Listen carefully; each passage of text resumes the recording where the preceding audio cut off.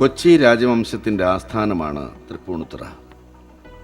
രാജവംശത്തിൻ്റെ കുലദേവതകൾ മറ്റൊരിടത്താണെന്ന് പറയാറുണ്ടെങ്കിലും കൊച്ചി രാജ്യത്തിൻ്റെയും രാജകൊട്ടാരങ്ങളുടെയും ആപൽ ബാന്ധവനും ഐശ്വര്യ പ്രതീകവുമായി ഐതിഹ്യഗാഥകളിലും ചരിത്രത്തിൻ്റെ ഏടുകളിലും ഇടം പിടിച്ചിട്ടുള്ളത് തൃപ്പൂണിത്തുറ എന്ന രാജനഗരിയുടെ കൺകണ്ട ദേവനായ പൂർണ്ണത്രയീശനല്ലാതെ മറ്റാരുമല്ല.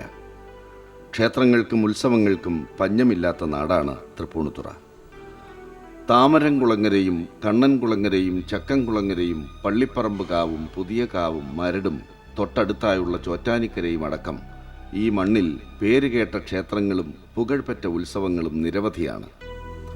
പക്ഷേ എല്ലാ നാഥന്മാർക്കും നാഥനായ നാഥൻ ഏതെന്ന് തൃപ്പൂണിത്തുറക്കാരോട് ചോദിച്ചാൽ അവർക്കത് അവരുടെ വല്യമ്പലം എന്ന പൂർണ്ണത്രയീശ ക്ഷേത്രവും, എല്ലാ ഉത്സവങ്ങൾക്കും മേലെയുള്ള ഉത്സവം ഏതെന്ന് ചോദിച്ചാൽ അത് വൃശ്ചികോത്സവവുമാണ്. ദൈവത്തിൻ്റെയും ഉത്സവങ്ങളുടെയും സ്വന്തം നാടെന്ന് നമ്മൾ പച്ചപ്പരിഷ്കാരി മലയാളികൾ തന്നെ പെരുമ്പറ കൊട്ടി പ്രഖ്യാപിക്കുന്ന ഈ മലയാള മണ്ണിൽ കടന്നുപോകുന്ന ഓരോ മുക്കിലും മൂലയിലും ചിലപ്പോൾ മൈക്ക് വെച്ച് കെട്ടി ലോകത്തിനു വേണ്ടി ഉറക്കെ പ്രാർത്ഥിക്കുന്ന ക്ഷേത്രങ്ങളുണ്ടാവും, ഉത്സവങ്ങളുമുണ്ടാവും.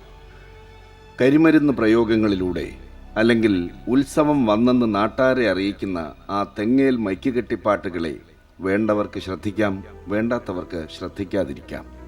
പക്ഷേ ക്ഷേത്രം പൂർണ്ണത്രയീശൻ്റെ വല്യമ്പലവും ഉത്സവം വൃശ്ചികോത്സവവുമാകുമ്പോൾ നമ്മൾ മലയാളികൾ അറിഞ്ഞോ അറിയാതെയോ പൂർണ്ണത്രയീശനോട് കടപ്പെട്ടിരിക്കുന്നു എന്നതാണ് വാസ്തവം.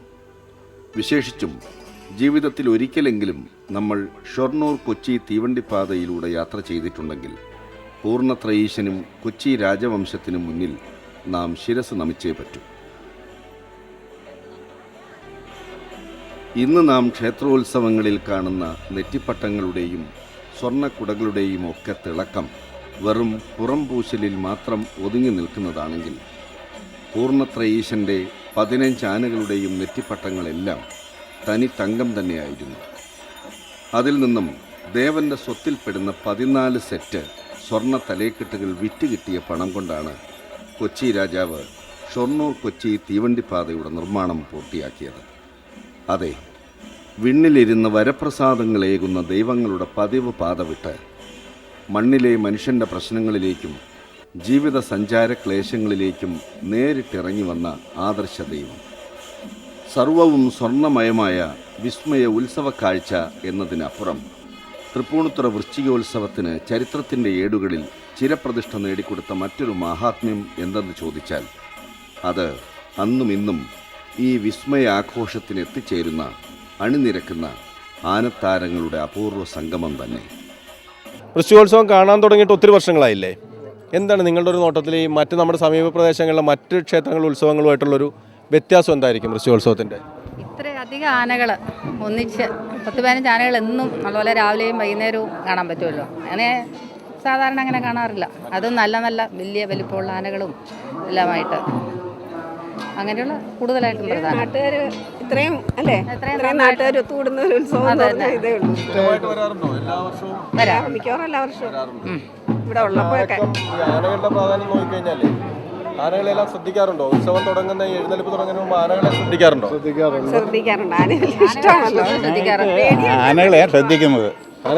ഞാനിപ്പോഴും ചോദിച്ചു അവിടെ നിന്നപ്പോൾ ആനകളെ കാണാനോ ഒന്ന് സ്വാമിയെ കാണാനോ ഒന്നെന്ന് ഞാൻ ചോദിക്കുകയും ചെയ്തു. എന്ന് പറഞ്ഞാൽ അത്രയും ആനയെ കണ്ടിട്ട് നമ്മൾ അതിൻ്റെ സൗന്ദര്യവും തലയെടുപ്പും ഒക്കെ നോക്കിയിട്ട് ഇങ്ങനെ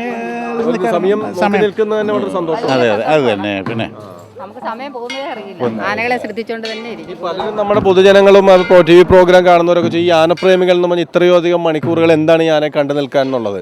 പക്ഷെ നിങ്ങളും അങ്ങനെ കണ്ടു നിൽക്കാൻ ഇഷ്ടപ്പെടുന്നവരാണ്. എത്ര നേരം നോക്കിയാലും മതിയാവില്ല.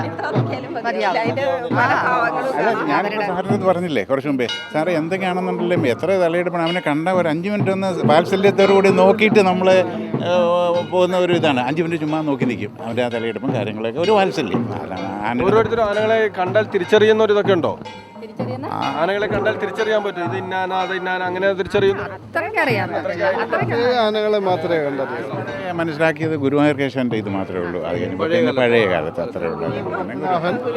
പത്മനാഭനെ അറിയാം, ഇതിൽ കാണിച്ചല്ലോ, TV കാണിച്ചു. അങ്ങനെ കുറച്ചുകൂടെ ഒരുപാട് ഈ ആനയുടെ ആ എലിഫന്റ് എപ്പിസോഡ് കണ്ടിട്ട് ഒരുപാട് ആനകളെ പറ്റി അറിയാം.